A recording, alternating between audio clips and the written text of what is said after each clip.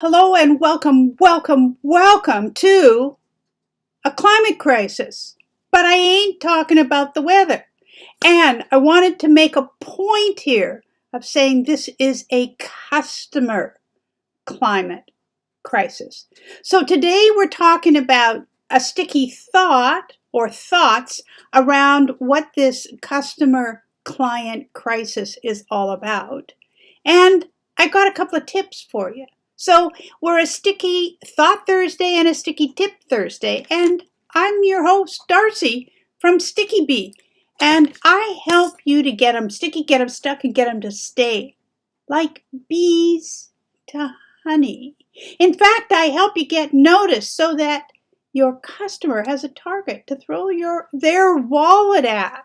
So stick with me for the next short few minutes. If you've got some questions, I'm actually broadcasting on my Sticky Bee Ideas Facebook page, and I'd be happy to answer them live or as we get going. So, what is this in fact all about? And what I want to talk to you about is that I think as we move on, we create our projects, our offers, our coaching, our services, that we're not really thinking about all the stuff that's changed. And I want to share some of this with you. So this is why I say I'm really not talking about the weather. I'm actually talking about the stress, the problems, the anxiety, the deadlines, the breakups, and the work that have affected all of us in our daily lives with this lockdown, with furloughs, with COVID-19, with all the variants, and how this has affected not only our mental state, but our customer, our audience's mental state. So in fact, what's happening is time has become very disorienting. And people have lost all their sense of time. And it's also brought a whole bunch of major uncertainty in folks' lives. So consider this for a moment, that while you're pitching your offer and everyone is so uncertain, there's a whole new aspect that you need to consider about how you make your offer, about how you deliver your hook, how you put this towards your audience, because everybody is uncertain. I mean, even Jason and Lisa couldn't survive the lockdown. 16 years married, they did their separate things for many years, and once they had to live in the same house together, even they couldn't survive. And a national survey done by in Canada found that 56% of respondents were feeling increased stress and anxiety as a result of COVID. And if they were between the ages of 18 and 34, 63% felt stress and anxiety. So if we look at these numbers, more people are feeling stressed and anxious than they are feeling kind of fine, okay, and perhaps even happy. So when you think about your offer, when you think about how you're putting your coaching, your consulting, your service, your mentoring, your marketing, your program creation together, think about this, that whatever you're selling, you need to offer more. You need to change the whole perspective of how you put this offer forward. Because in fact, what each of us need to be doing is thinking about this moving the meter and thinking about how we can turn that frown upside down and give people a little bit of happiness, a little bit of fun in what you're presenting. So you've got to think it's not just about your offer. It's not just about your consulting. It's not just about your coaching. but it is about making some fun stuff happen, some enticing things. How can you get people to giggle, quite frankly? And how can you move that meter? Because folks we know are kind of down and out.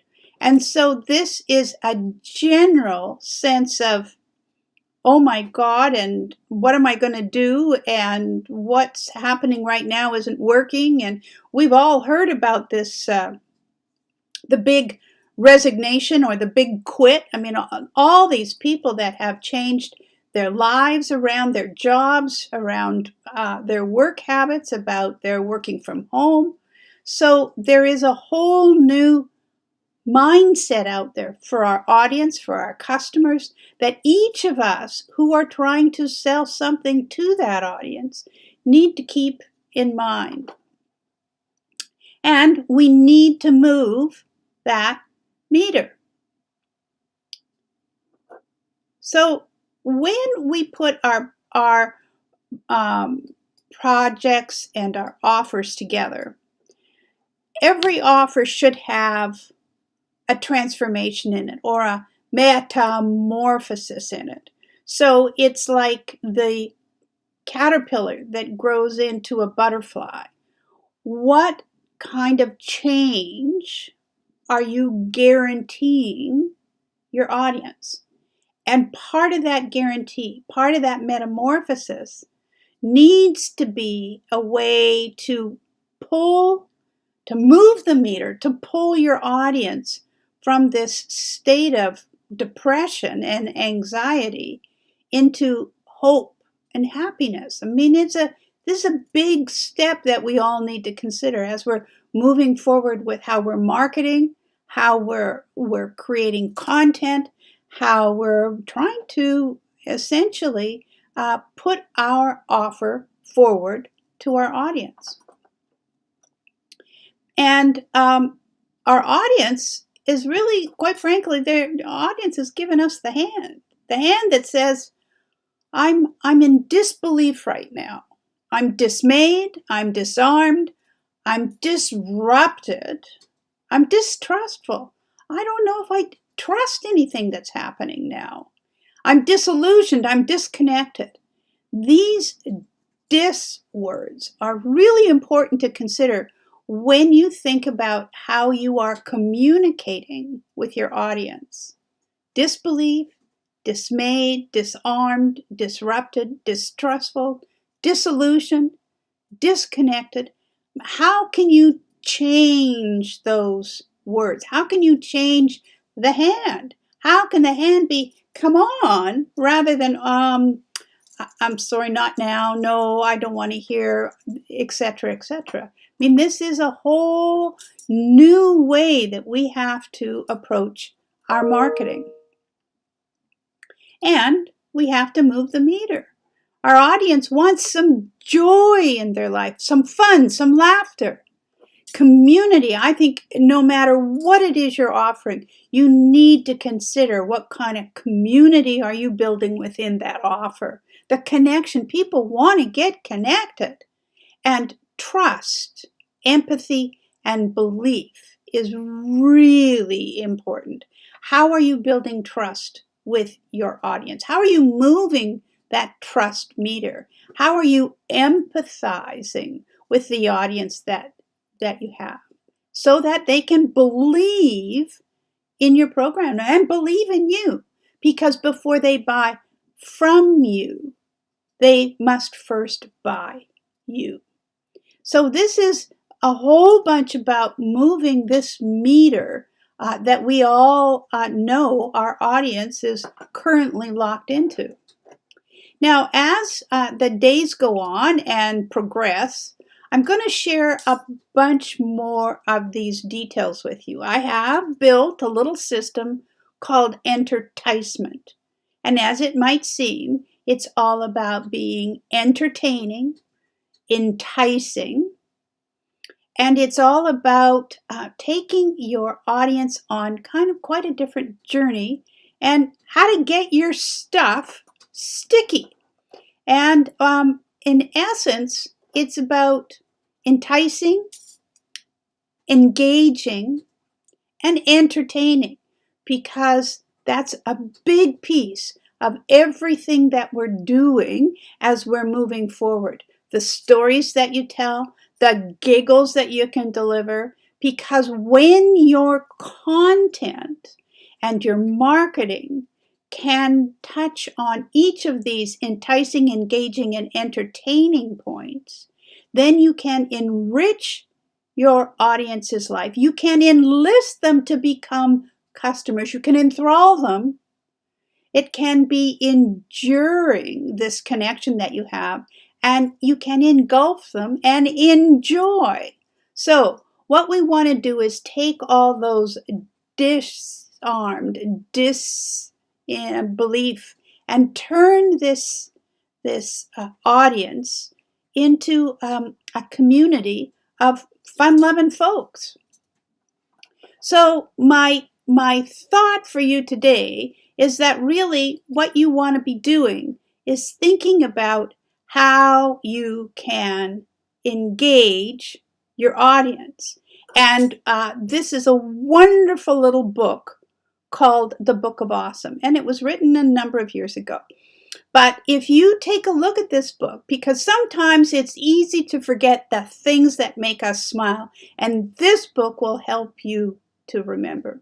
So my tip for you today is to get this book and think about taking some of these little comments, some of these little kinds of awesomes, like snow days, bakery air, finding money in your pocket. We need to turn the mindset of our audience into better things, into a more prosperous outlook. And I would like to say that what we need to think about is that we can change this climate crisis with our customers, because it's time to bring the laugh back. You know, it's almost that laughing so hard that you could pee in your pants, that your tears are streaming down your face and your stomach hurts because you've been laughing so hard. And on that note, I want to share with you a little thing out of this wonderful book called The Book of Awesome. And this particular chapter is on hearing a stranger fart in public. And when we grab hold of these little tiny things that don't really seem to make much sense and grab a giggle from them, we can all benefit from the laughter. And when everyone's laughing, you're engaging your audience. So Neil says, what's funnier than hearing a stranger fart in public? Now it can happen in a bank line, up a hotel lobby, but the elevator fart, he goes on to say, is really the best one because the acoustics are really kind of quite good. And it's a timing thing because the elevator, you're only so long in the elevator and you're spending time, maybe a minute or two with people. And you're locked in together. So hearing a stranger fart on the sidewall is one thing, but hearing a stranger fart in a tiny enclosed room is quite another. And nobody can escape. So it's a full experience for everyone who's in the elevator. Now, you've got a number of different kinds of people that react to the elevator fart. There are the concealed laughers, those folks who purse their lips tightly, open their eyes, and try not to laugh. And then there's the business class. The folks in suits often try to pretend that nothing's happened. And nope, everything's just chipper here. And I don't smell anything at all. And their only tales might be the subtle step away from the culprit and even a few looks at their watches. Then there's the deep sea divers, the folks that try to hold their breath. And when they hear that fart, they put on, "Come on, lungs, don't give out on me now." And they're the ones with the chipmunk cheeks who eventually pop and gasp desperately for air when the door finally opens. But the best one of all is the innocent children. And he said little kids are always the funniest. I once heard a child in an elevator say, "Mommy, Mommy, that man just farted," with a full finger point to the well-dressed ass in front of his face. But hey, I guess if you're going to fart in a kid's face, the kid can he deserves to call you out. So, have an awesome day and think about the things that can make you have a giggle and laugh, because it's time we all start laughing again. And it's time for you to consider the content that you're creating and the proposition that you're making with your audience about having a joyful time.